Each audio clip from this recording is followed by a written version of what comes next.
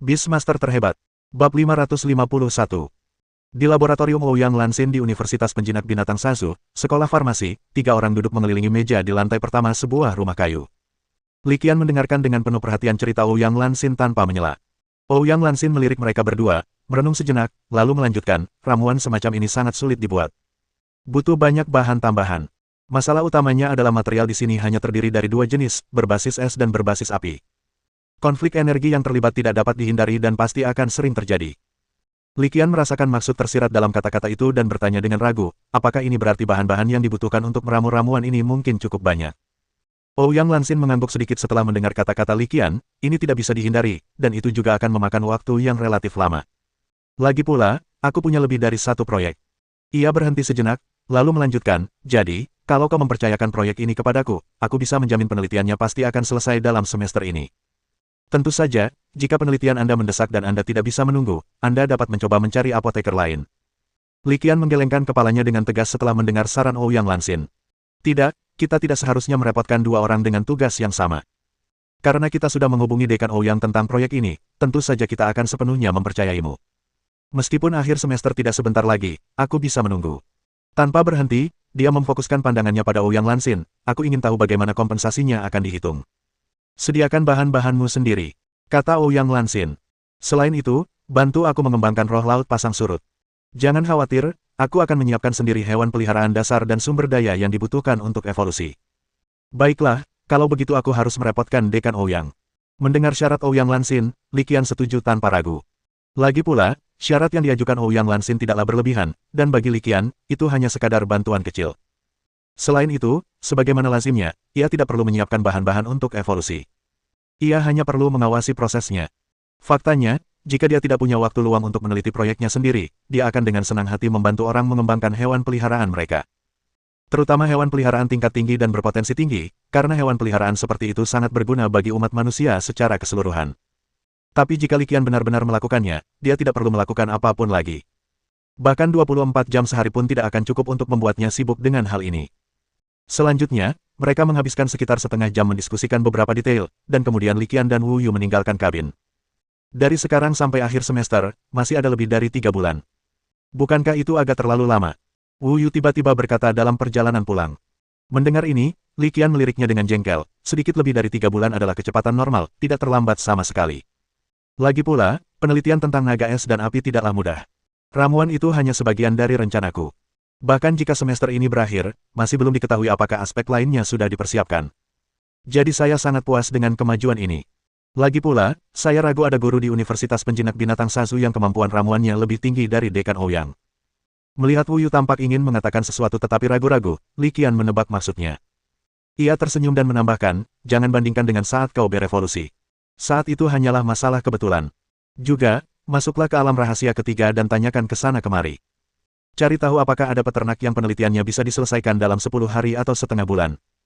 Li Qian merasa bahwa Wu Yu, wanita bersayap ini, baru bersamanya dalam waktu singkat, tetapi mentalitasnya sudah menjadi agak sombong. Saya selalu merasa evolusi bagi saya seperti mencabut lobak atau menggali sayuran liar. Memang benar ketika ada pencapaian, tetapi itu jelas bukan norma. Melihat Li Qian mulai menggodanya, Wu Yu cemberut dan berkata, oh, tetapi matanya berputar-putar.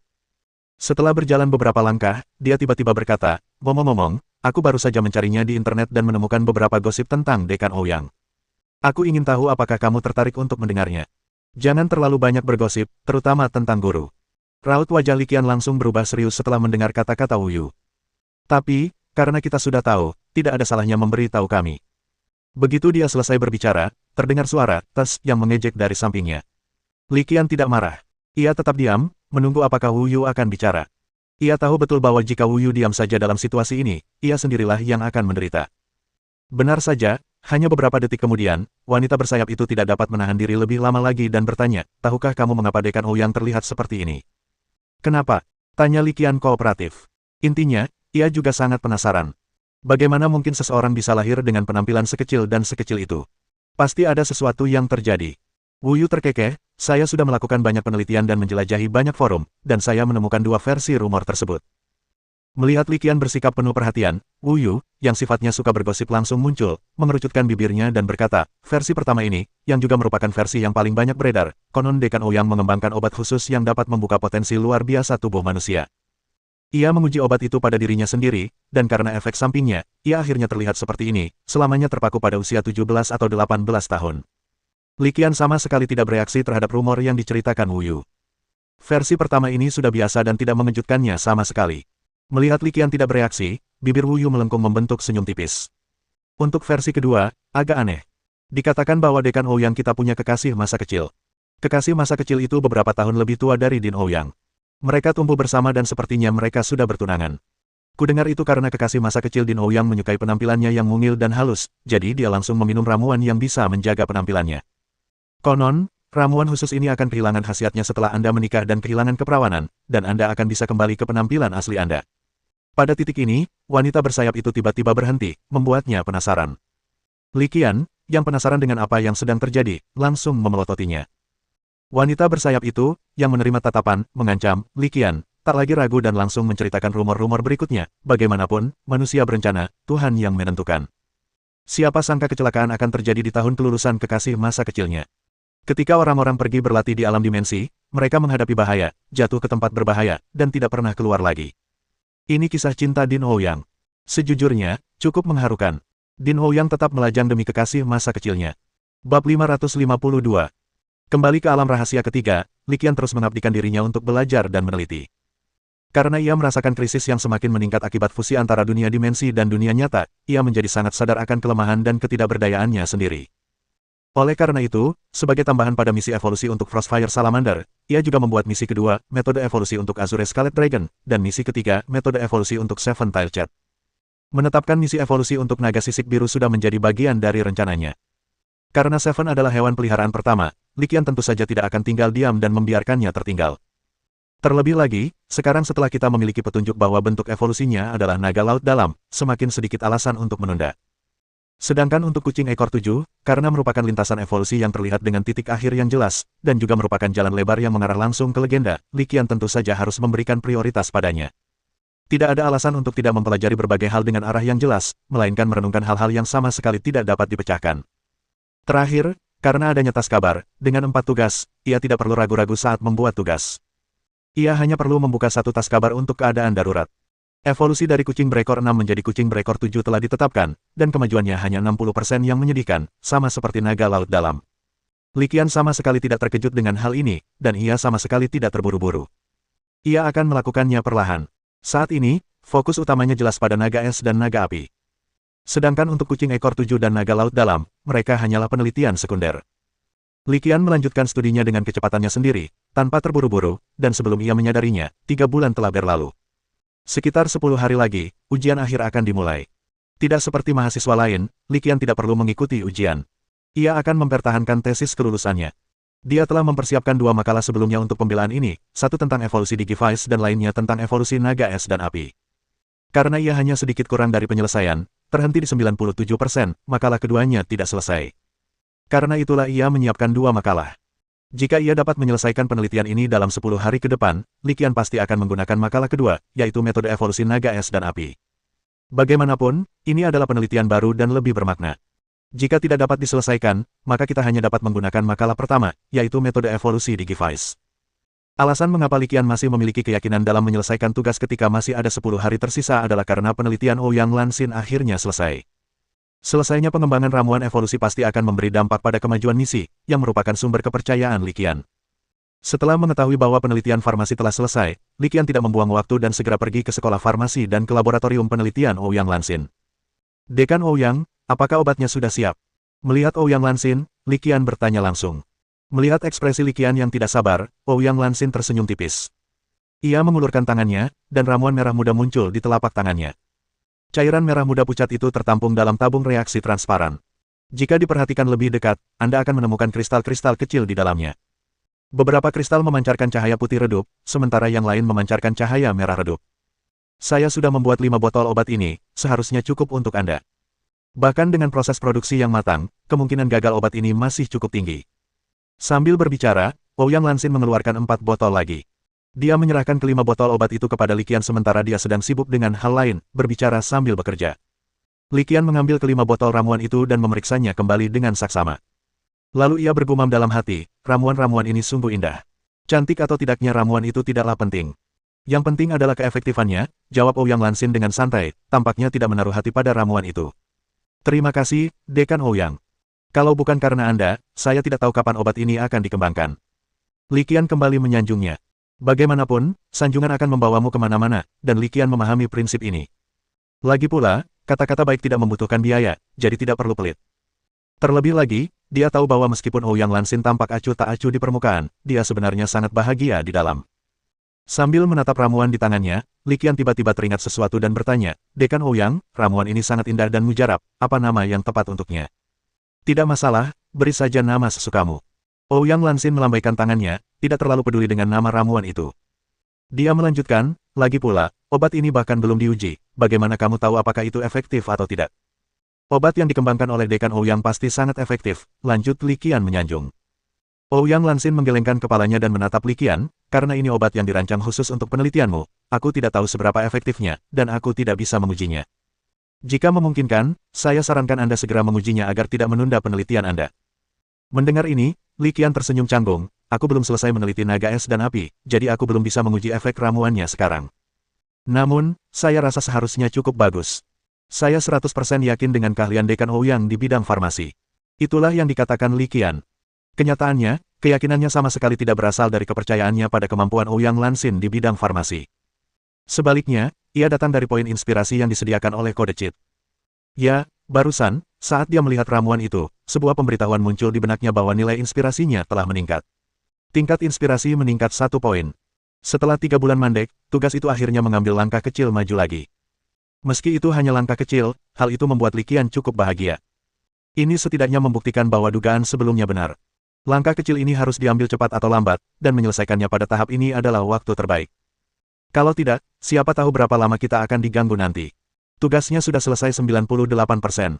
Sekarang, hanya beberapa detail saja yang masih harus diselesaikan. Li Qian sama sekali tidak tahu detail apa ini. Mendengar kata-kata Li Qian, wajah Ouyang Lansin menunjukkan sedikit keterkejutan. Kau jenius pengembangbiakan sekali dalam seabad di Universitas Penjinak Binatang Sasu kami. Kau sudah meneliti begitu lama, dan dengan data evolusi yang disediakan oleh Universitas Penjinak Binatang Zonghai, kau masih belum selesai. Hanya ada satu detail terakhir yang kurang. Jika kita bisa menyempurnakan satu detail ini, seharusnya kita bisa menyelesaikan penelitiannya. Li Qian menggaruk kepalanya dengan agak canggung. Ouyang Lansin mengerutkan kening saat mendengarkan kata-kata Li Qian. Setelah beberapa saat, ia mengingatkannya, ketika saya meneliti ramuan ini, semuanya sebenarnya berjalan sangat lancar di awal. Kemudian kami menemui masalah dan terjebak selama hampir 2 bulan. Sebelum Li Qian sempat bertanya, dia melanjutkan, masalah yang paling sulit adalah fusi, yaitu terjebak pada fusi 2 elemen yang benar-benar berlawanan.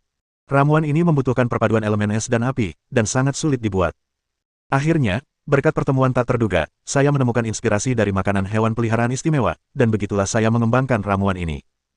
Jika Anda merasa masih ada beberapa detail yang hilang, Anda bisa mempelajari hewan peliharaan jenis ini. Hewan peliharaan jenis apa? Li Qian langsung tertarik setelah mendengar ini. Tai Chi Panda, ucap Ouyang Lansin dengan tenang. Bab 553. Tai Chi Panda. Li Qian merenungkan 4 kata ini, raut ragu samar muncul di wajahnya. Ouyang Lansin berkata dengan tenang, Tai Chi Panda memiliki atribut terang dan gelap. Kedua atribut ini mirip dengan es dan api, dan keduanya juga sepenuhnya saling eksklusif. Faktanya, hewan peliharaan apapun yang memiliki dua sifat yang sangat berlawanan pasti memiliki energi yang harmonis dalam tubuhnya. Energi harmonisasi ini bisa datang dari dalam tubuh hewan peliharaan atau dari luar. Setelah penyelidikan, saya menemukan bahwa panda Tai Chi memakan tanaman bernama Sisun. Pada tanaman ini, saya menemukan media yang dapat menyelaraskan dua energi, cahaya dan kegelapan.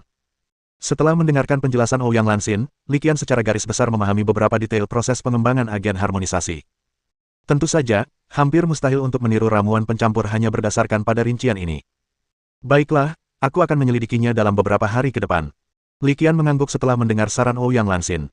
Terlepas dari apakah sarannya berguna atau tidak, tidaklah tidak masuk akal untuk menyelidikinya sebelum solusi lain ditemukan. Bagaimanapun, tidak ada kerugian yang terlibat. Ouyang Lansin melanjutkan, jika 5 dosis obat tidak cukup, kamu bisa menghubungi Chang Qirui nanti.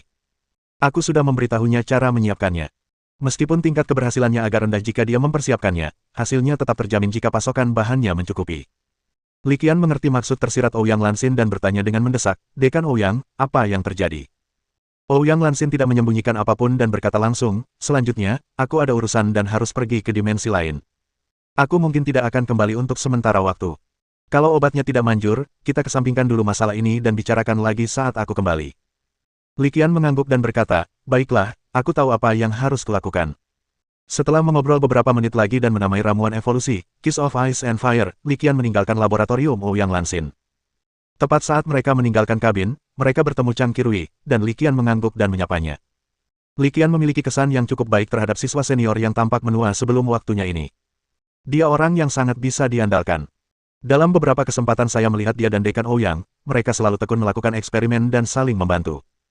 Meninggalkan Akademi Farmasi dan kembali ke alam rahasia ketiga, dia baru saja tiba di pintu masuk pangkalan penelitian Zamrud ketika suara keras dari dalam menarik perhatiannya. Dia segera mengenali suara itu. Suara itu milik Pan Bing, Dekan Akademi Tempur. Melihat Dekan Pan Bing berbicara dengan Wu Yu, Li Qian menjadi penasaran dan alih-alih mendekat secara langsung, dia berdiri di ambang pintu dan mendengarkan. Wu Yu bertanya, "Dekan Pan, ku dengar Dekan Ouyang mempertahankan penampilan ini karena kekasih masa kecilnya masih suci." Li Qian berhenti di tengah jalan karena dia mendengar gosip ini, takut mengganggu pembicaraan mereka. Dia pun sangat penasaran dengan gosip ini. Memotong. Dekan Pan Bing mencibir, apakah rumor bahwa kekasih masa kecilnya jatuh ke tempat berbahaya di dimensi lain, nasibnya tidak diketahui, itulah sebabnya dia tidak bisa melakukan itu, dan itulah mengapa dia dalam kondisi ini. Memem. Wu Yu mengangguk penuh semangat. Omong kosong, semua ini omong kosong. Dekan Pan Bing melengkungkan bibirnya dan berkata, rumor dapat membunuh orang. Kebenaran sama sekali tidak seperti itu. Mendengar ini, Wu Yu menjadi semakin bersemangat. Lalu apa yang sebenarnya terjadi? Dekan Ouyang tidak punya kekasih masa kecil. Tidak, bukan itu. Dekan Pan Bing menggelengkan kepalanya. Wanita tua itu memang punya kekasih masa kecil, dan dia memang jatuh ke tempat berbahaya di alam dimensi, tapi itu tidak ada hubungannya dengan penampilannya. Lalu mengapa Dekan Ouyang menjadi seperti ini? Dekan Pan Bing merendahkan suaranya dan berkata, itu terkait dengan konstitusinya. Wanita tua itu punya konstitusi khusus. Jika dia memakan buah terlarang sebelum dewasa, tubuhnya akan tetap sama seperti sebelumnya, dan dia tidak akan pernah tumbuh dewasa. Meskipun Dekan Pan Bing berbicara dengan suara pelan, Li Qian, dengan pendengarannya saat ini, dapat mendengarnya dari jarak dekat seolah-olah dia benar-benar ada di sana. Mendengar ini, dia tidak dapat menahan ekspresi terkejutnya. Dia menduga Wu Yu di dalam pangkalan mungkin memiliki reaksi serupa terhadapnya. Anda harus tahu bahwa Ouyang Lansin tampaknya berusia tidak lebih dari 16 atau 17 tahun. Ini berarti dia telah mencicipi buah terlarang saat dia berusia 16 atau 17 tahun. Ini adalah tren yang cukup mencerahkan. Di dalam pangkalan, hening sejenak. Wu Yu mungkin juga sedang mencerna kebenaran yang menggemparkan ini. Sekitar 2 menit kemudian, wanita bersayap itu akhirnya berbicara, jadi, apakah dia merasakan buah terlarang karena kekasih masa kecilnya itu? Dapat dimengerti jika Wu Yu berpikir seperti ini, karena Li Qian juga berpikir demikian. Namun, apa yang dikatakan Dekan Pan Bing selanjutnya hampir membuat rahangnya ternganga. Tidak, konon orang yang mencicipi buah terlarang itu bukanlah kekasih masa kecilnya, melainkan orang lain, yang tampaknya adalah teman sekelasnya. Kemudian, kekasih masa kecilku mengetahui hal ini. Dekan Pan Bing menuturkan kisah tersebut dengan gaya bercerita yang lembut. Setelah mengetahui hal ini, kekasih masa kecilnya patah hati dan marah, lalu memulai petualangan ke dimensi lain, di mana ia sayangnya menemukan dirinya di tempat yang berbahaya. Jadi, alasan mengapa kekasih masa kecil Dekan Ouyang berada dalam bahaya dan hidupnya tidak diketahui juga terkait dengan Dekan Ouyang. Wu Yu merasakan sakit kepala yang akan datang. Alur ceritanya sangat aneh dan berbelit-belit sehingga drama TV melodramatis pun tidak berani menggambarkannya seperti ini. Anda harus memiliki imajinasi yang liar untuk menulis sebuah novel. Karena kejadian inilah wanita tua itu merasa bersalah dan tidak bisa melupakannya untuk waktu yang lama. Akhirnya, dia dan teman sekelasnya tidak jadi bertemu. Setelah mendengarkan penuturan Dekan Pan Bing di pangkalan, Li Qian kehilangan kata-kata. Kalau saja apa yang baru saja didengarnya itu benar, dia hanya bisa mendesah dalam hatinya, hebat. Batuk-batuk. Li Qian terbatuk 2 kali untuk mengingatkan 2 orang yang tengah mengobrol sembarangan di dalam pangkalan, lalu melangkah masuk. Kenyataannya, Li Qian tahu betul apa yang sedang terjadi. Mengingat kemampuan Din Pan Bing, dia mungkin ditemukan saat dia mendekat. Alasan mereka tidak berbicara, berpura-pura tidak melihatnya, dan terus berbicara mungkin karena mereka tidak peduli sama sekali. Tapi kalau dipikir-pikir lagi, ini wajar saja. Lagi pula, dia sudah memberitahu Wu Yu, jadi tidak ada bedanya dengan memberitahu Li Qian. Mengingat ketidakmampuan Wu Yu dalam menyimpan rahasia, dia mungkin akan membocorkannya dalam waktu kurang dari 3 hari. Oleh karena itu, tidak perlu menyembunyikan apapun. Saat memasuki pangkalan penelitian, Li Qian berpura-pura tidak tahu apa-apa dan tidak mendengar apa-apa. Ia kemudian menyapa Dekan Pan Bing, Dekan Pan, apa yang membawamu ke sini?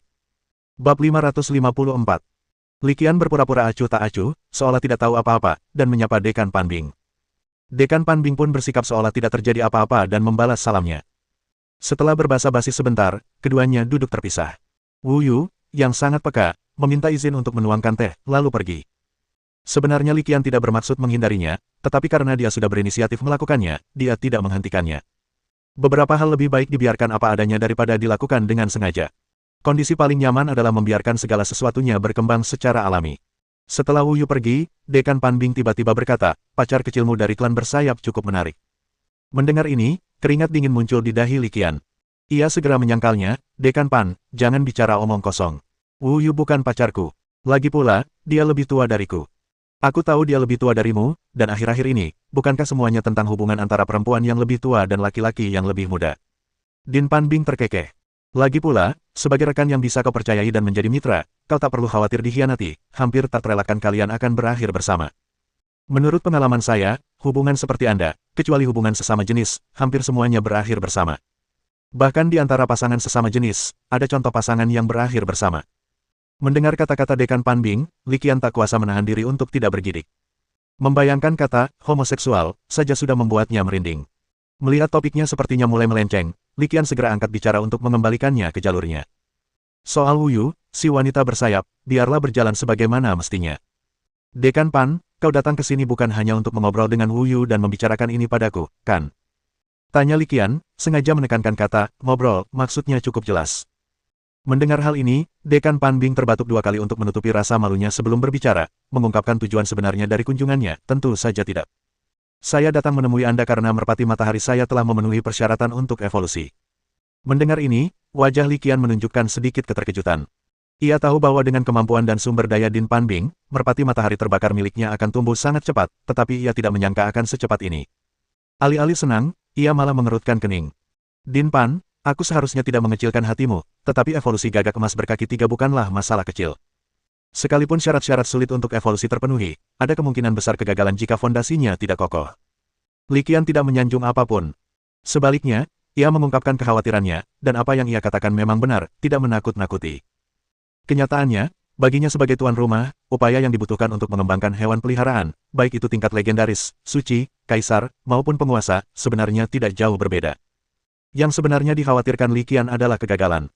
Jika dia gagal, kerusakan pada penjinak binatang buas itu tidak akan bisa diperbaiki. Terutama seseorang seperti Dekan Pan Bing, jika sesuatu terjadi padanya, kemungkinan besar hal itu akan memengaruhi seluruh akademi tempur, dan bahkan seluruh universitas penjinak binatang Pulau Pasir. Li Qian tak mampu mengabaikannya, jadi ia harus bicara dan mengingatkannya. Dekan Pan Bing tersenyum setelah mendengar pengingat Li Qian, sebenarnya, persyaratan ketat itu sudah dipenuhi sebulan yang lalu. Alasan kami baru membahas ini hari ini adalah karena kami telah mengonsolidasikan dan memperkuat fondasi selama sebulan terakhir. Kamu bisa lihat dan evaluasi dulu. Kalau tidak memenuhi persyaratan, aku tidak akan memaksanya berevolusi. Lagi pula, aku sudah membuat kontrak dengan Sundov.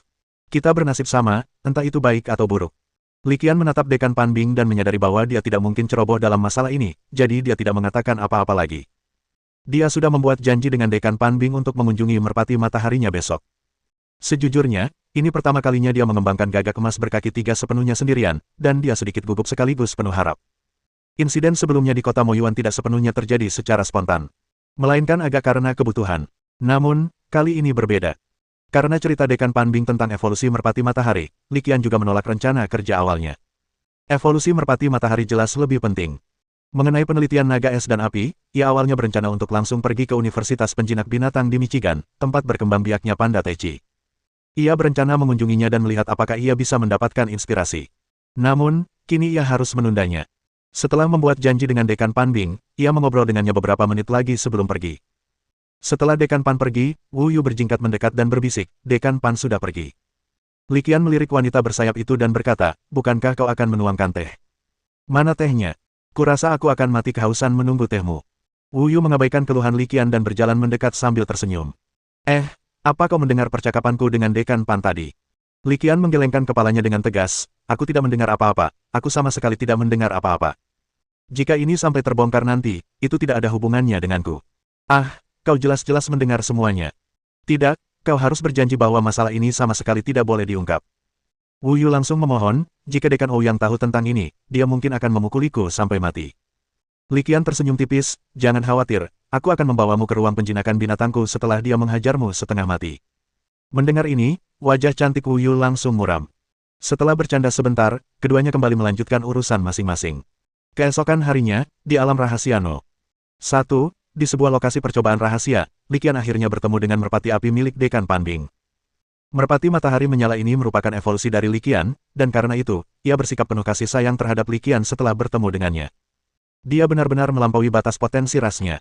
Wajah Li Qian menunjukkan ekspresi terkejut saat melihat merpati matahari berkobar. Dia ingat bahwa saat evolusinya selesai, potensi merpati matahari ini sama persis dengan merpati rambut ayam, keduanya berada di level ke-8 peringkat kaisar. Namun, sekarang, tingkat kekuatannya telah mencapai tingkat ke-9 kaisar. Meskipun hanya sedikit terobosan, itu sudah cukup untuk menjelaskan banyak hal. Misalnya, terkait masalah fondasi, jika fondasinya tidak stabil, pada dasarnya mustahil untuk menembus batas potensi ras. Sebaliknya, jika batas potensi rasnya tembus, berarti fondasinya sudah pasti sangat kokoh. Tenang saja, aku perlu memeriksa informasimu. Meskipun dia tidak lagi khawatir tentang fondasi merpati matahari berapi di depannya, Li Qian tetap memberi perintah demi berjaga-jaga. Mendengar instruksi Li Qian, Lai Rijiu sama sekali tidak ragu. Ia langsung menenangkan pikirannya, dan saat fluktuasi khusus mata penglihatan sejati menyapu, informasi Lai Rijiu pun tersampaikan kepadanya tanpa ragu. Bab 555. Melalui bakat penjinak binatang True Sight, Li Qian melihat informasi Lai Rijiu Hongyang saat ini. Hongyang adalah nama yang diberikan Dekan Panbing untuk anjingnya, Lai Rijiu. Informasi itu tersaji sepenuhnya di hadapannya, dan seperti yang diharapkan Li Qian, kekuatannya memang telah mencapai tingkat ke-9 peringkat kaisar.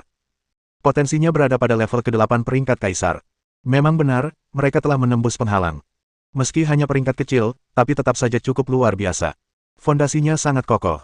Li Qian melihat lebih dekat dan menemukan bahwa keterampilan pasif Nirvana telah diasah hingga titik di mana ia bisa menjadi keterampilan khusus aktif Nirvana Rebirth. Ini adalah prasyarat yang diperlukan agar merpati matahari berevolusi menjadi gagak emas berkaki 3. Li Qian sebelumnya berpikir bahwa keterampilan ini perlu dipelajari lagi.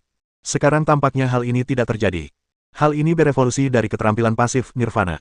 Untungnya, Hongyang cepat belajar dan menguasai keterampilan itu. Jika tidak peduli seberapa baik kondisi lain dipersiapkan, itu tidak akan berarti. Li Qian memperkirakan langkah ini dapat menyebabkan banyak merpati matahari punah dalam evolusi berikutnya. Lagi pula, tidak semua merpati api memiliki bakat dan pemahaman seperti matahari merah. Lagi pula, dapat dipastikan hanya sedikit merpati api yang memiliki pemahaman dan bakat seperti Hongyang. Di dalam wilayah rahasia, di area tertentu yang memerlukan hak akses tingkat lanjut untuk bisa memasukinya. Tak hanya Dekan Panbing, Dekan Fei, Wakil Dekan Xiao Mingyu, Kepala Sekolah Pu, dan Wakil Kepala Sekolah Amusituri yang hadir. Di antara mereka ada beberapa orang yang tidak dikenali Li Qian. Tentu saja, meskipun mereka tidak saling mengenal, fakta bahwa Kepala Sekolah Park dan Dekan Panbing membawa mereka ke sini berarti mereka pasti pejabat tinggi di sekolah. Jelas tidak perlu khawatir tentang keamanan dan kerahasiaan. Evolusi akan segera dimulai. Sebelum dimulai, berdiri di luar ruang inkubasi, Li Qian menatap Dekan Panbing dan berkata terus terang, "Dekan Pan, adakah hal lain yang ingin kau sampaikan kepada Hongyang? Katakan sesegera mungkin, karena begitu evolusi dimulai, tidak akan ada lagi kesempatan." Level legendaris adalah ambang batas yang memblokir 99% hewan peliharaan di dunia. Li Qian melanjutkan, bahkan jika kita menguasai metode evolusi, kita tidak dapat menjamin keberhasilan 100%, jadi. Sebelum ia selesai berbicara, Dekan Panbing tahu apa yang ingin dikatakan Li Qian. Ia tersenyum dan berkata terus terang, "Saya tahu tidak mudah bagi hewan peliharaan legendaris untuk menyelesaikan evolusinya, tetapi saya percaya pada Hongyang. Lakukan saja. Kalau kau gagal, aku cuma bisa bilang ini takdirku, Panbing, dan aku nggak bisa menyalahkan siapapun selain diriku sendiri." Karena Dekan Panbing telah berkata demikian, Li Qian tidak lagi merasa khawatir. Sebenarnya, ia cukup yakin pada Hongyang. Namun, karena ini melibatkan evolusi hewan peliharaan potensial yang legendaris, beberapa hal harus diklarifikasi terlebih dahulu untuk menghindari kesalahpahaman di kemudian hari. Setelah semuanya siap, Li Qian tidak ragu-ragu dan memimpin bola penjinak binatang Hongyang ke ruang pembiakan. Adapun bahan-bahan yang dibutuhkan untuk kultivasi, Dekan Panbing telah menyiapkannya, dan sekarang semuanya diam-diam tersimpan di peralatan penyimpanan Li Qian. Saat Li Qian memasuki ruang pembiakan, di luar, Xiao Mingyu, Wakil Dekan Akademi Pembiakan, berkata dengan nada khawatir, "Kita semua tahu bahwa evolusi gagak emas berkaki 3 di kota Moyuan sebagian besar disebabkan oleh keadaan yang tak terduga. Ini adalah upaya nyata pertama, dan kita tidak tahu apakah akan berhasil.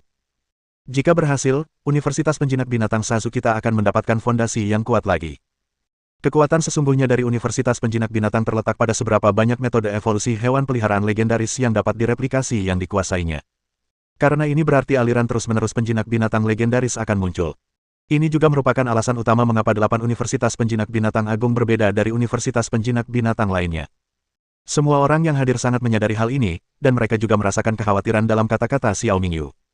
Hu Changtian, Direktur Akademi Tempur, juga mengerutkan kening. Tidak semudah itu mengembangkan hewan peliharaan dengan potensi legendaris. Li Qian, kau masih terlalu muda. Dia menatap Dekan Pan Bing dan melanjutkan, Pak Tua Pan, umurmu masih jauh dari kata berakhir, jadi tidak perlu terburu-buru. Kita bisa menunggu sampai Li Qian lebih menguasainya. Mendengar ini, Dekan Pan Bing menggelengkan kepala sambil tersenyum. Kalau saya, orang yang bersangkutan, tidak khawatir, kekhawatiran Anda pun berkurang. Saya percaya pada Li Qian. Hu Tua, aku tahu kau melakukan ini demi kebaikanku, tapi siapa yang bisa menjamin tingkat keberhasilan 100% dalam evolusi hewan peliharaan legendaris? Daripada ragu-ragu dan melihat ke belakang, lebih baik memimpin dan berjuang demi masa depan, kata Dekan Pan Bing dengan acuh tak acuh. Kepala sekolah park mengangguk dan setuju, saya setuju dengan pendekatan Lao Pan. Menjinakkan binatang buas itu seperti berlatih seni bela diri. Seseorang harus berdiri di garis depan dan tak terhentikan. Jika seseorang kehilangan semangat ini, lebih baik tidak mencoba dan bertahan hidup saja. Park Tua, aku merasa kau juga memasukkan aku dalam hinaanmu. Direktur Hu Changtian melirik kepala sekolah park, tampak agak malu. Aku juga merasa sedikit malu. Din Fei juga menggaruk kepalanya dan tersenyum. Angusituri yang tak bercukur berkata dengan santai, aku juga berpikir Pan Tua ada benarnya. Terlepas dari apakah dia berhasil berevolusi kali ini, lain kali pasti aku yang akan melakukannya. Targetku adalah pohon Fusang 9 naga. Persiapannya belum sepenuhnya selesai. Ini bukan giliranmu. Banyak sekali orang di sekolah kita yang menunggu. Kata kepala sekolah park sambil melirik Angusituri. Dia tiba-tiba teringat sesuatu dan bertanya, ngomong-ngomong, Lao Pan, apakah kamu tahu bagaimana keadaan merpati matahari milik Direktur Pemadam Kebakaran Belika sekarang? Sejak Dekan Pan Bing, Li Qian telah menukar beberapa Scorching Sundofes. Belika, kepala Departemen Pemadam Kebakaran di bawah Akademi Tempur, adalah salah satunya. Tingkat kekuatannya juga mengerikan, hanya setengah poin lebih lemah dari Din Pan Bing, yang berada di level semi-legendaris. Dia telah mencapai level ke-9 Roh Kudus, yang merupakan puncak Roh Kudus. Ketika dia mendengar bahwa dia mempunyai kesempatan untuk mendapatkan seekor burung gagak emas berkaki 3 dengan potensi legendaris, dia tidak ragu dan tanpa malu-malu memohon seekor burung merpati matahari yang menyala-nyala. Mengingat obsesinya dengan hewan peliharaan tipe api, meskipun dia tidak sepandai Din Pan Bing, level pelatihannya seharusnya masih cukup tinggi. Memang demikian. Kata-kata Dekan Pan Bing dengan cepat menegaskan hal ini, merpati matahari terbakar miliknya sedikit lebih rendah daripada matahari merah milikku. Ia baru saja memasuki tingkat ke-7 alam kaisar. Mungkin butuh 2 atau 3 bulan lagi baginya untuk mencapai tingkat evolusi. Saat Dekan Pan Bing dan yang lainnya berdiskusi di luar ruang inkubasi, Li Qian telah melepaskan Hong Yang ke dalam. Saat ini, berkat pelatihan penuh dedikasi Dekan Pan Bing, kekuatan Hong Yang telah mencapai tingkat ke-9 kaisar. Namun, karena Li Qian membantunya berevolusi dari ayam bulu merah selangkah demi selangkah, meskipun kekuatan Li Qian jauh lebih rendah daripada dirinya sendiri, Hong Yang tetap menghormati Li Qian dan mempercayai kata-katanya. Bab 556. Hong Yang, kamu harus mengikuti instruksiku persis seperti yang aku katakan, dan kamu sama sekali tidak boleh membuat kesalahan, kata Li Qian. Dia tahu betul bahwa Hong Yang, yang telah mencapai tingkat ke-9 pangkat kaisar, tidak jauh kurang cerdas daripada manusia dewasa biasa. Li Qian yakin pihak lain akan memahaminya. Ternyata, tebakannya benar. Saat dia selesai berbicara, Hong Yang mengangguk penuh pengertian di ruang terbuka tak jauh darinya. Melihat ini, Li Qian tidak ragu lagi dan mengambil langkah pertama dalam evolusi. Tatapannya tajam, suaranya hikmat, dan dia menatap Hong Yang sambil berkata, kalau begitu, mari kita mulai. Lepaskan skill Rebirth dengan sekuat tenagamu. Begitu Li Qian selesai berbicara, Hong Yang menggunakan keterampilan penyelamatan nyawa ini tanpa ragu-ragu. Tiba-tiba, ia melepaskan sejumlah besar cahaya dan panas. Kobaran api dan cahaya menyilaukan menerangi hampir seluruh ruang budidaya. Secara logika, keahlian khusus Rebirth seharusnya menjadi keahlian penyelamat nyawa Blazing Sundof. Mereka tidak akan menggunakannya kecuali benar-benar diperlukan. Akan tetapi, berdasarkan kepercayaannya terhadap Li Qian, dan karena Dekan Pan Bing telah berulang kali memerintahkannya untuk mematuhi perintah Li Qian tanpa ragu sedikit pun, Hong Yang tidak ragu sedikit pun. Dia menggunakan keterampilan itu secara langsung. Cahaya dan api berlangsung selama sekitar 10 menit. Kemudian, berangsur-angsur mereda. Setelah cahaya dan api mereda, tidak ada jejak merpati matahari di ruang penangkaran atau tempat terbuka itu. Hanya seekor burung pegar berbulu merah yang tersisa, berdiri di sana dengan tatapan kosong. Kecerdasannya tampaknya telah mundur ke tingkat anak berusia 3 tahun. Namun, jika Anda perhatikan lebih dekat, Anda akan melihat bahwa matanya memiliki kualitas yang lebih hidup dibandingkan mata ayam berbulu merah biasa.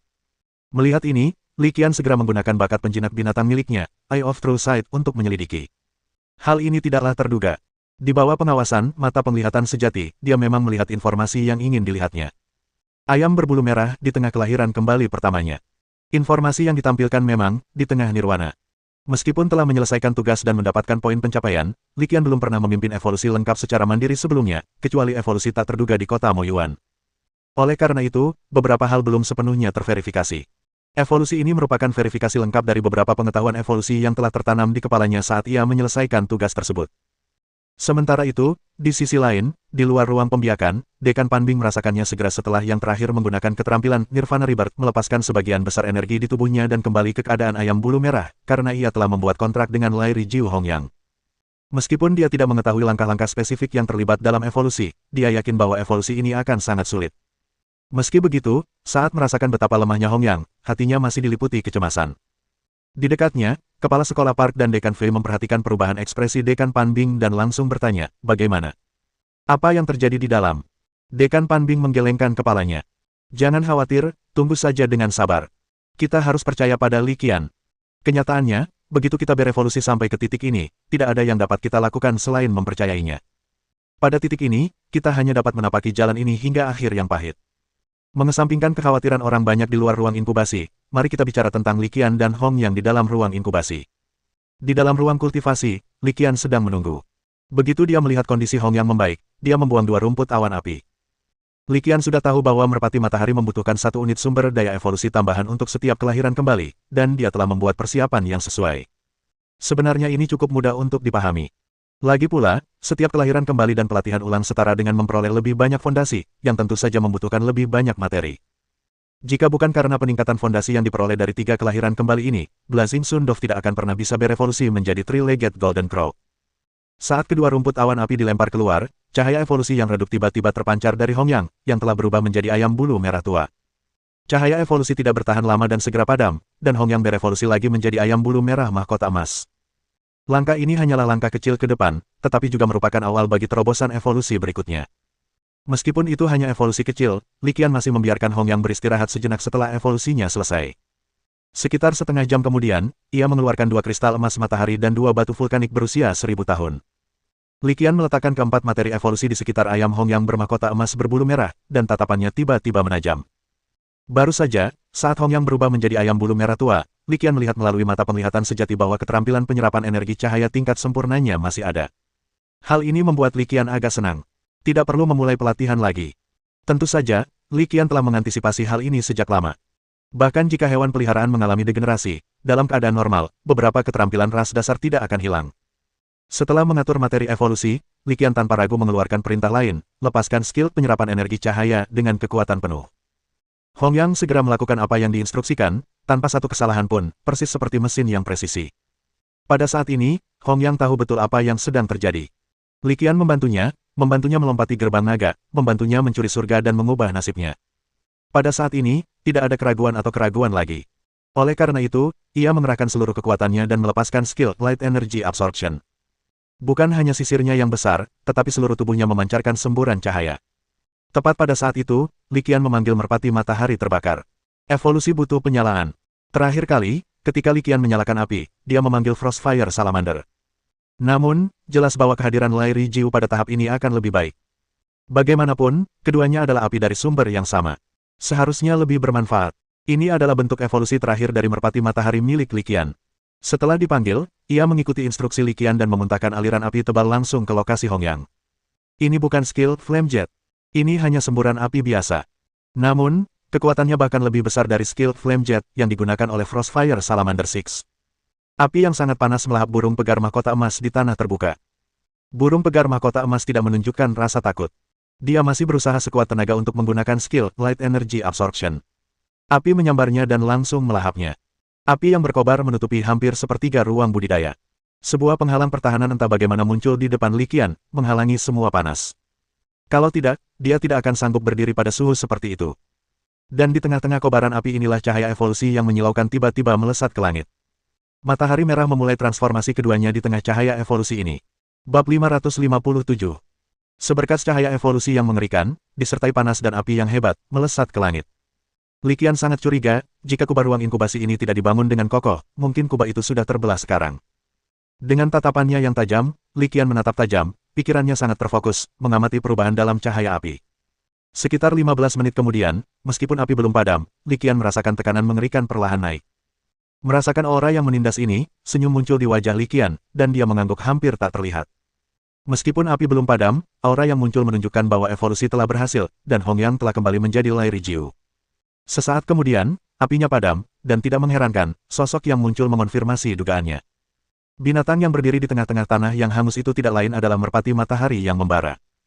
Terlebih lagi, cukup jelas bahwa merpati matahari menyala-nyala itu telah berubah sedikit dibandingkan sebelumnya. Tatapannya menjadi lebih tajam, ukurannya bertambah besar, dan keseluruhan auranya menjadi lebih menakutkan. Karena Hong Yang pada dasarnya tidak dijaga, Li Qian dengan mudah melihat informasi tentang Hong Yang saat ini melalui bakat penjinak binatang buasnya, Eye of True Sight. Roh Kudus level 3. Kau benar-benar berhasil menembus batasmu lagi, mencapai Roh Kudus level 3. Seru Li Qian kegirangan melihat level kekuatan Hong Yang. Setelah kegembiraan awalnya, ia segera menenangkan diri, raut wajahnya kembali serius. Ia melanjutkan, namun, ini baru permulaan. Kita baru melewati satu rintangan. 2 rintangan lagi menanti kita. Sambil berbicara, dia mengulurkan tangannya dan melihat ke telapak tangannya, di mana sehelai bulu indah tergeletak dengan tenang. Itu adalah bulu berwarna merah tua, hampir identik dengan yang kulihat selama evolusiku di kota Moyuan. Bulu tunggal ini terbentuk dari 8 atau 9/10 energi Hong Yang saat ia menggunakan keterampilan Nirvana Rebirth. Meski kelihatannya seperti benda kecil, ringan, sebenarnya benda itu mengandung energi yang mengerikan. Terlebih lagi, karena menerobos batas dan peningkatan level kekuatan, energi yang terkandung dalam 2 bulu berikutnya akan menjadi lebih mengerikan. Dengan cara ini, dengan 3 bulu yang ditumpuk bersama dan 4 bagian bahan evolusi ditambahkan, seseorang akhirnya dapat melihat peluang untuk melompati gerbang naga. Ini juga menunjukkan betapa sulitnya bagi hewan peliharaan untuk naik ke level legendaris. Kita istirahat dulu, kata Li Qian tenang sambil melirik Hong yang sudah kembali. Evolusi burung gagak emas berkaki 3 ini memerlukan 3 kali kelahiran kembali, dan tidak boleh terjadi kesalahan di sepanjang jalan, jadi prosesnya pasti akan memakan waktu lama. Bagaimanapun, tubuh yang kembali telah mengalami perubahan baru, jadi ia harus terbiasa terlebih dahulu.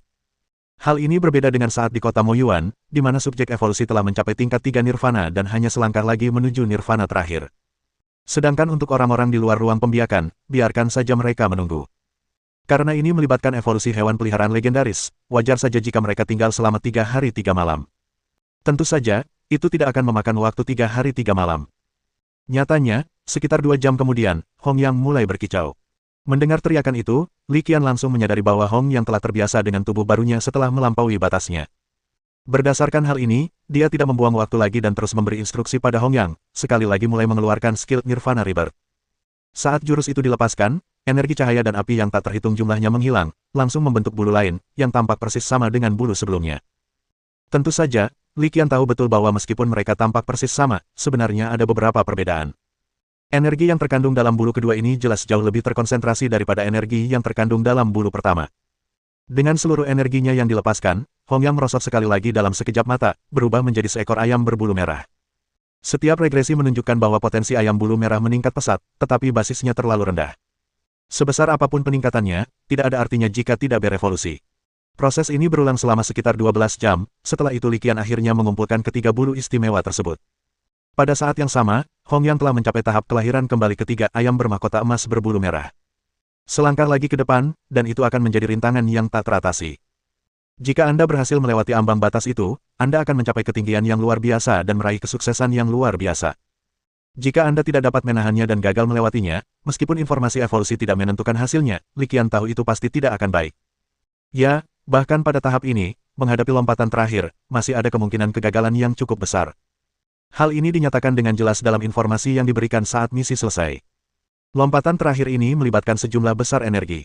Hanya hewan peliharaan dengan ketekunan besar dan fondasi yang kuat yang dapat mengatasinya. Li Qian bertahan selama 3 jam penuh sebelum mengambil langkah terakhir ini, menunggu sampai Hong Yang menyesuaikan tubuhnya dengan kondisi optimal sebelum mengeluarkan perintah. Mari kita mulai, keberhasilan atau kegagalan bergantung pada ini. Begitu dia selesai berbicara, Li Qian menatap Lai Rijiu di sampingnya.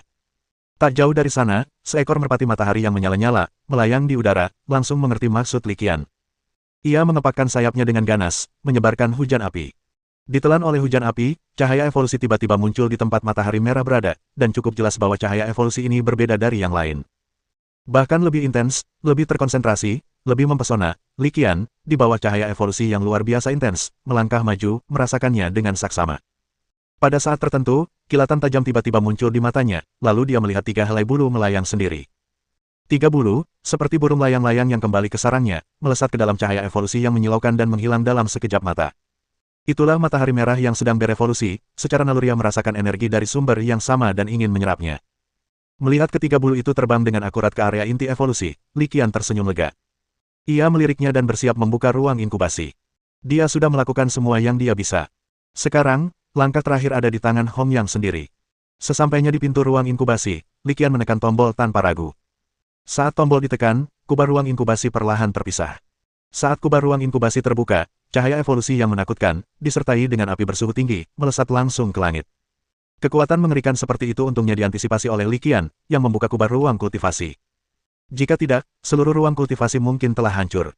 Bab 558. Pada saat yang sama, tepat saat Li Qian menekan tombol untuk membuka kubah ruang inkubasi dan melangkah keluar sendiri, sekelompok eksekutif sekolah dengan cepat berjalan mendekat. Li Qian, bagaimana keadaannya? Sebelum Dekan Pan Bing sempat berbicara, Hu Changtian, Direktur Akademi Tempur, bertanya dengan tidak sabar. Li Qian menatap Direktur Hu Changtian, lalu melirik sekelompok pemimpin sekolah. Ia tiba-tiba berbalik, menunjuk pilar api dan cahaya evolusi yang membumbung ke langit di belakangnya, lalu berkata, aku sudah melakukan semua yang kubisa. Apakah Hong Yang bisa mengambil langkah terakhir itu selanjutnya tergantung pada dirinya sendiri. Energi yang begitu dahsyat, kekuatan yang begitu mengerikan, api yang begitu mengerikan, bertahan hidup darinya bukanlah tugas yang mudah. Tidaklah berlebihan jika dikatakan bahwa mereka terlahir kembali dari abu. Setelah mengatakan itu, Li Qian berhenti berbicara dan menemukan bangku batu di luar ruang kultivasi untuk duduk. Kami telah melakukan semua yang kami bisa. Sekarang kami hanya bisa menyerahkan sisanya pada takdir. Aku percaya pada Hong Yang, aku 100% yakin padanya. Dekan Pan Bing menatap api yang mengerikan itu, matanya dipenuhi tekad. Jangan khawatir, ini pasti berhasil. Kata kepala sekolah Park, kata-katanya murni untuk menghiburnya. Apakah akan berhasil atau tidak, menurut pandangannya, sebenarnya peluangnya 50/50. Api yang menjulang tinggi itu benar-benar mengerikan, dan dapat dimengerti bahwa Hong Yang tidak dapat menahannya. Namun, mengingat posisinya, ia harus mengatakan sesuatu dan menawarkan dorongan. Tepat saat kelompok itu sedang berbicara. Gemuruh-gemuruh-gemuruh. Pilar api dan cahaya evolusi yang lebih intens pun menyapu, mencapai ketinggian lebih dari 500 meter, menerangi separuh langit di seluruh alam rahasia Nol. Satu dan menjadi sangat mencolok. Itu seperti pilar raksasa yang menyangga langit. Ada cukup banyak orang di alam rahasia Nol. Satu Universitas Penjinak Binatang Sasu. Alam rahasia ini milik Akademi Tempur dan memiliki lebih dari 100 medan pertempuran dengan berbagai ukuran. Pada saat ini, di sudut timur laut, pilar cahaya dan api mengerikan yang muncul tiba-tiba menarik perhatian sebagian besar orang di alam rahasia. Tentu saja, hal ini memicu serangkaian diskusi. Apa itu? Itu adalah cahaya evolusi. Bagaimana mungkin ada cahaya evolusi yang dilebih-lebihkan seperti itu? Ayo kita lihat. Tidak, itu area terlarang. Kita tidak bisa masuk. Mungkin sekolah kita sedang melakukan semacam eksperimen hewan peliharaan. Mengapa saya merasa pemandangan ini terlihat sedikit familiar? Ya, sangat mirip dengan apa yang kita lihat selama tantangan mahasiswa baru terakhir. Petik 2. Di dalam dunia rahasia Nol. 1. Para guru dan siswa mulai berdiskusi di antara mereka sendiri. Kepala sekolah Park dan yang lainnya tidak melihatnya, tetapi mereka bisa menebak apa itu. Ia memandangi pancaran cahaya dan api mengerikan dari proses evolusi itu dan tersenyum kecut. Li Qian, dengan keributan seperti ini, kau benar-benar memberi kami tantangan yang cukup berat. Mendengar ini, Li Qian mengerutkan bibirnya dan berkata, ini bukan urusanku. Aku hanya bertanggung jawab atas evolusi. Apapun dampaknya, baik atau buruk, kalian bisa memikirkannya sendiri. Dia mengangkat bahu, tampak sama sekali tidak peduli. Memang, kami tidak mempertimbangkan masalah ini dengan cukup matang. Kepahitan kepala sekolah Park semakin nyata. Mereka semua meremehkan dampak evolusi. Jelas, kekuatan semacam itu, jika terbatas pada fasilitas pengembangbiakan, dapat menimbulkan konsekuensi yang tak terduga. Lebih baik membimbing daripada menghalangi. Langkah Li Qian untuk membuka ruang pembiakan tidak bermasalah. Dekan Fei menggelengkan kepalanya. Kurasa mengungkapkannya saat ini mungkin bukan hal yang buruk. Ini kesempatan bagus untuk menunjukkan kekuatan baru kita kepada para guru dan siswa. Saya khawatir hasilnya tidak akan ideal, dan konsekuensinya mungkin. Xiao Mingyu tidak menyelesaikan kalimatnya, tetapi maksudnya cukup jelas. Li Qian menatap Xiao Mingyu dan dengan tegas menggelengkan kepalanya, mungkin tidak. Tanpa ragu, dia melanjutkan, saya tidak bisa menjamin apapun tentang hewan peliharaan lain, tapi saya sangat yakin dengan Hong Yang. Saya cukup yakin bahwa evolusi pada akhirnya akan selesai. Meskipun Hong Yang masih sangat muda, dan baru berevolusi menjadi merpati matahari terbakar dalam waktu singkat, bakatnya sungguh luar biasa di antara semua merpati matahari terbakar. Setelah jeda sejenak, ia membuat pernyataan yang lebih mencengangkan lagi, saya bahkan berpikir bahwa dalam hal bakat murni, ia mungkin lebih unggul daripada burung gagak emas berkaki 3 yang saya kembangkan sebelumnya. Apa itu benar-benar dibesar-besarkan?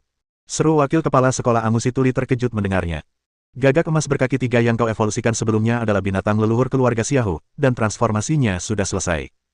Li Qian tersenyum dan menatap wakil kepala sekolah Angusi Turi. Senior Jinwu memang memiliki fondasi yang sangat kuat. Tentu saja, bakatnya juga luar biasa. Namun, secara pribadi saya merasa dia masih setingkat di bawah Hong Yang. Oh, benar. Pada titik ini, Li Qian tiba-tiba teringat sesuatu dan berkata kepada Dekan Panbing, karena fondasi yang terkumpul. Atau, lebih tepatnya, kecuali kasus khusus seperti senior Jinwu, bahkan jika seseorang menyelesaikan evolusinya, mustahil untuk maju ke level legendaris. Mendengar ini, Dekan Panbing tertawa terbahak-bahak. Aku sudah tahu itu. Bagaimanapun hewan peliharaan kaisar tingkat 9 berevolusi atau bertransformasi, ia tidak akan pernah bisa langsung mencapai tingkat legendaris. Saya tahu tentang evolusi kota Moyuan dan perbuatan gagak emas berkaki 3. Mustahil untuk ditiru.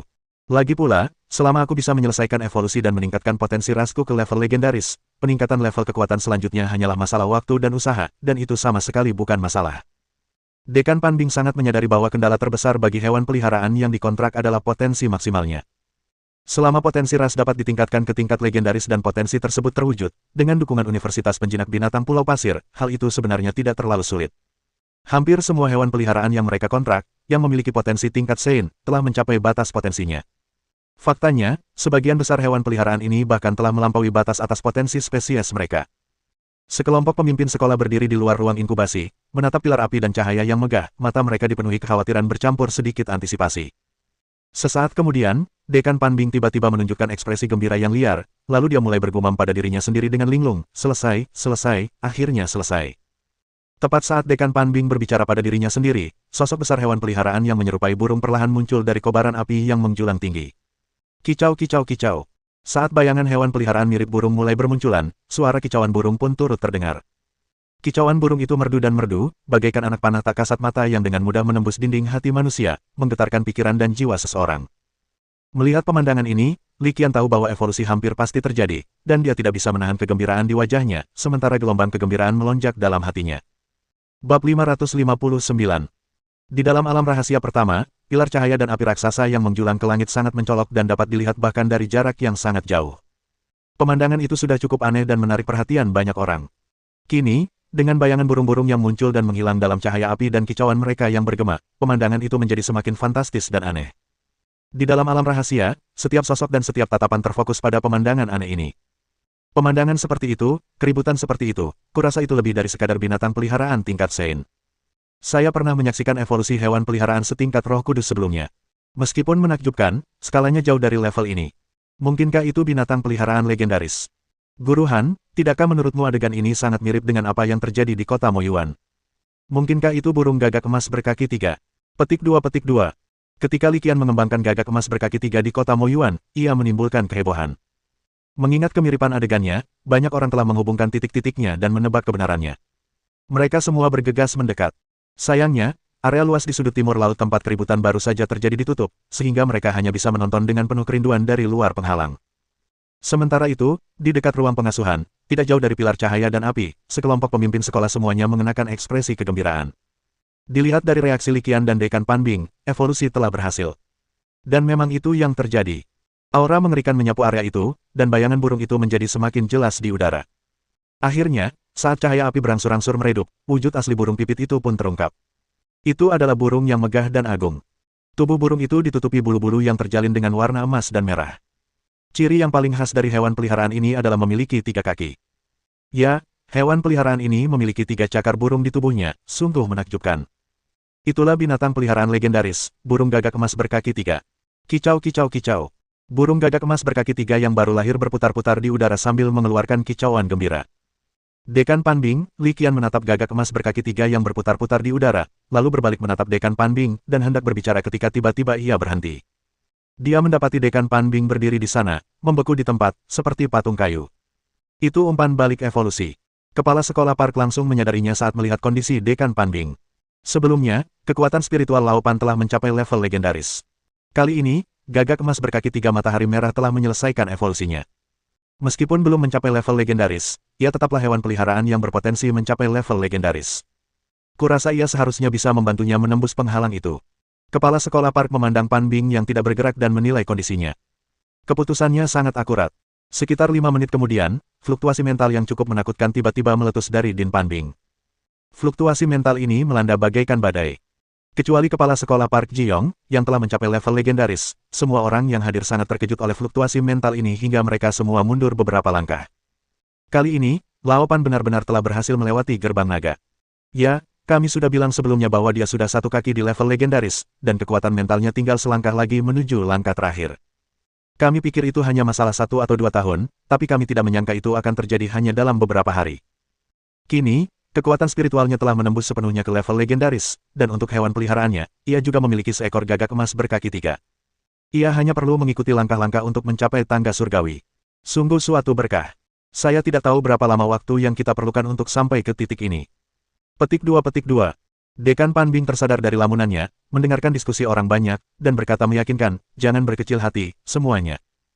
Dengan gagak emas berkaki 3 dan pohon fusang 9 naga, ditambah warisan legendaris yang telah dimiliki sekolah kami, melangkah ke dalam legenda praktis merupakan suatu hal yang pasti. Setelah mendengar kata-kata penghiburan dari Dekan Panbing, semua orang saling tersenyum dan tidak mengatakan apa-apa lagi. Hewan peliharaan legendaris tidak begitu mudah diperoleh, dan penjinak binatang legendaris tidak begitu mudah dicapai. Semua orang mengucapkan selamat dan mengucapkan beberapa patah kata berkat. Saat itu, Hong Yang, setelah puas bersenang-senang, terbang ke atas kepala Dekan Panbing. Melihat bahwa Dekan Panbing bermaksud membawa Hong Yang kembali ke tempat penjinakan binatang buasnya, Li Qian segera mengeluarkan True Sight untuk memeriksanya. Nama, gagak emas berkaki 3, matahari merah. Atribut, api, cahaya. Peringkat Roh Kudus 7. Potensi, legendaris. Keahlian. Melihat informasi ini, ekspresi aneh muncul di wajah Li Qian. Tepat pada saat itu, sebuah gejolak mental muncul dalam benaknya. Merasakan fluktuasi mental ini, ekspresi aneh di wajah Li Qian berubah menjadi senyuman pahit yang tak berdaya. Baru saja, fluktuasi mental ini datang dari Hong Yang. Ia mengirimkan pesan telepati kepadanya, memberitahu bahwa Hong Yang telah menenangkan pikirannya. Namun, Li Qian menyadari bahwa meskipun demikian, ia tidak dapat melihat informasi skill Hong Yang, hanya 3 simbol. Dalam situasi ini, jawabannya sudah jelas dengan sendirinya. Perbedaan levelnya terlalu besar untuk dideteksi. Li Qian tentu punya solusi, meminta Hong Yang membagikan informasi secara sukarela. Namun, setelah mempertimbangkan sejenak, ia merasa hal itu tidak perlu. Kecuali jika terjadi keadaan yang tidak terduga, Hong Yang pasti akan mampu tumbuh dengan lancar ke level legendaris. Kita masih harus menunjukkan rasa hormat kepada tokoh legendaris masa depan. Setelah menyelesaikan evolusinya, identitas Hong Yang telah mengalami transformasi lengkap. Hal lain yang juga menjadi faktor penting dalam pertimbangannya adalah, dia pasti akan bisa memperoleh informasi tentang gagak emas berkaki 3 lagi di masa mendatang. Lagi pula, jika dia berhasil kali ini, dia pasti akan terus berkembang. Selain informasi keterampilan, ada pertanyaan lain tentang potensi. Berdasarkan informasi yang saya lihat, itu ditampilkan sebagai legenda. Adapun peringkat legendaris spesifiknya, hal itu tidak ditampilkan, dan Li Qian merasa bahwa ini bukan karena perbedaan tingkat kekuatan. Jika hal ini disebabkan oleh perbedaan tingkat kekuatan, seseorang seharusnya tidak dapat melihat apapun, alih-alih hanya dapat melihat setengahnya seperti yang terjadi saat ini. Ini adalah ranah rahasia nomor 1. Agar tidak terlalu berisik dan menarik terlalu banyak keserakahan, Dekan Panbing tidak ragu untuk memasukkan Hong Yang ke dalam ruang penjinak binatang setelah ia terbang ke atas kepalanya. Melihat ini, Li Qian, meskipun bingung, bertanya, Dekan Pan, saya punya pertanyaan. Saya tidak yakin apakah Anda tahu jawabannya. Apa masalahnya? Li Qian baru saja membantu Hong Yang menyelesaikan evolusinya. Meskipun ia tidak tahu persis bagaimana hal itu terjadi, karena ia telah membuat kontrak dengan hewan peliharaannya dan pikiran mereka terhubung, ia dapat merasakan bahwa evolusi itu sangat berbahaya dan hewan peliharaan itu telah melewati 3 periode kelemahan. Oleh karena itu, dia benar-benar berterima kasih kepada Li Qian. Dia akan menceritakan semua yang diketahuinya, tanpa ragu. Bab 560. Li Qian tidak membuang waktu dan langsung bertanya, saya baru saja menggunakan kemampuan bakat saya untuk memeriksa dan memastikan bahwa potensi Hong Yang telah mencapai level legendaris setelah evolusinya, tetapi saya tidak tahu peringkat spesifiknya. Bakat Li Qian dalam menjinakkan binatang buas adalah mata penglihatan sejati, sebuah fakta yang sudah diketahui seisi sekolah, jadi tidak ada seorang pun yang terkejut dengan pertanyaannya.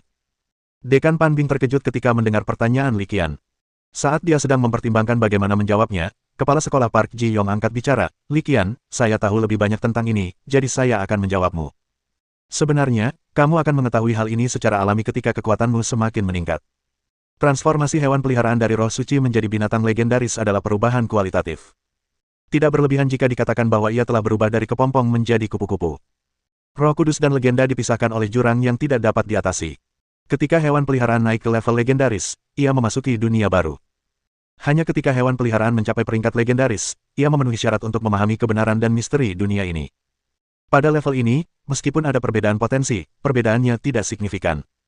Dampaknya pada peningkatan kekuatan juga jauh lebih kecil dari sebelumnya, jadi wilayah ini tidak dibagi menjadi beberapa peringkat. Setelah mencapai level ini, tingkat kekuatannya dibagi lagi dengan cara yang berbeda, yang berkaitan dengan prinsip-prinsip mendalam langit dan bumi yang dipahami seseorang. Masih terlalu dini untuk membicarakan tingkat kekuatanmu, jadi mari kita akhiri pembahasan ini. Setelah mendengar penjelasan kepala sekolah Park Ji-yong, wajah Li Qian menunjukkan ekspresi kesadaran yang tiba-tiba. Kemudian muncullah rasa antisipasi yang kuat. Ia memperkirakan bahwa mencapai peringkat legendaris adalah ambang batas sebenarnya untuk memasuki puncak. Selain itu, setelah mendengarkan kata-kata kepala sekolah Park Ji-yong, dia juga membentuk beberapa penilaian. Melangkah ke dalam legenda hanyalah awal dari kegembiraan sesungguhnya. Dia tidak mengatakan apa-apa lagi. Sekarang semuanya sudah beres di sini, saatnya untuk pergi.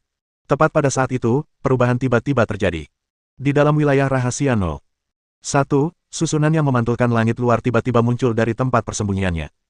Di dalam alam rahasia, sekelompok guru dan siswa pertama-tama menyaksikan pilar-pilar cahaya dan api yang menjulang tinggi, sebuah pemandangan evolusi yang megah dan spektakuler.